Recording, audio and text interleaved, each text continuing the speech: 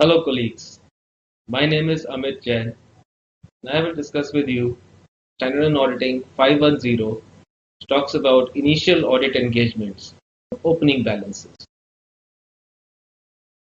We'll give you an overview of SA 510. We'll talk about what is the scope of this standard. The standard is effective from 1st April 2010. We will look at some of the key definitions and then what requirements are laid down in the standard and our reporting considerations.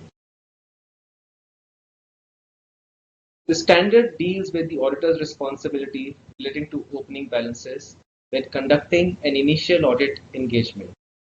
It is applicable to comparative financial information and also in context of SA 300 is relevant, which relates to guidance related to planning activities prior to an initial audit. Opening balances include financial statement amounts and matters requiring disclosure.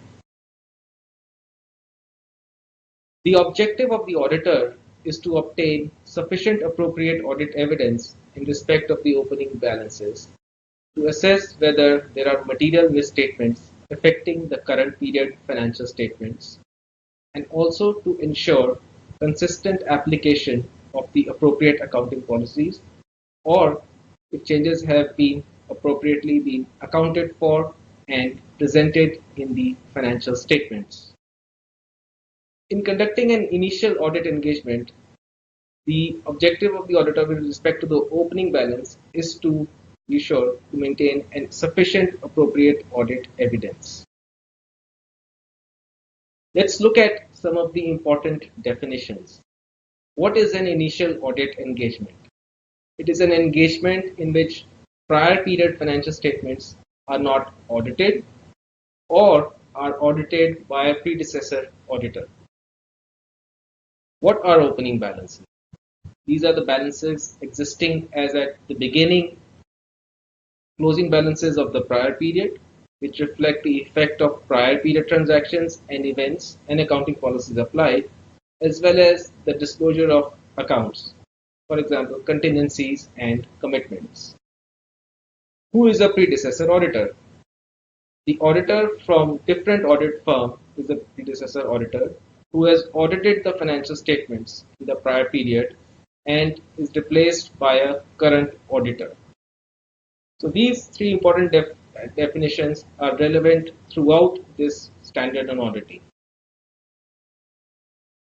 Now let's look at the procedures to be performed on the opening balances. First and foremost, the auditor should read the predecessor audit report if there is one and use that to evaluate the risk if there is a modification in the predecessor's auditor's report, and then look at how to obtain sufficient appropriate audit evidence about material misstatements affecting the current period financial statements. How is this done? This is done by, first of all, simple procedure like ensuring that the balances are brought forward from the previous year financial statements and that application of policies is appropriate and consistent. In doing this, the auditor may perform one or more procedures. He may take copies of audited financial statements. Also, as part of the current year audit, the auditor may obtain some evidence from the opening balances. For example, in case of current assets, where an auditor has assessed and audited the liquidation of an accounts receivable balance during the year of his audit, that would give him some evidence on the opening balance relating to the existence and the rights and obligations of those balances. However, in case of an inventory count performed at the year end would not generally provide any evidence on the opening balance. For that, the auditor may have to perform some additional procedures. Moving on, the nature and timing and extent of procedures to obtain sufficient appropriate audit evidence depends on various factors. One is accounting policies followed by the company. Second, the nature of balances and the risk of material misstatements in the current year's financial statements. What is the significance of opening balance to the current year financial statements is also an important consideration, and whether the prior period financial statements were audited or unaudited. In case these were audited, was the opinion a clean opinion or a modified opinion? Moving on, to obtain sufficient appropriate audit evidence, if an auditor comes across a misstatement in the previous year financial statements or in the current year financial statements, we should perform additional audit procedures to determine the effect on the current year financial statements.